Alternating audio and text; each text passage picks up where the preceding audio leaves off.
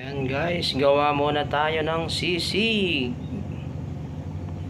So dahil malapit na akong babalik sa Saudi, mamimiss natin ng sisig. So gagawa muna tayo ng sisig ni Manyamang Kaabe, talap-talap.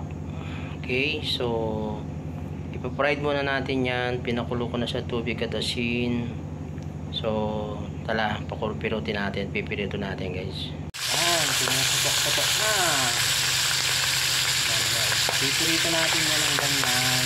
Dapat malakas ang apoy niyan, diba? So yun, nagpuputukan na, nagpapuputok na. Ayan guys, tulad ng sinabi ko, dapat nagbo-brown ng baboy. Ginamit ko dito is liempo. Yan. So dapat magbo-brown yan guys, okay? So tuloy-tuloy lang yan. Tuloy-tuloy lang ang pagbo-brown yan. Yan. So ganyan lang, huwag kayong matakot dun sa talsik ng mantika.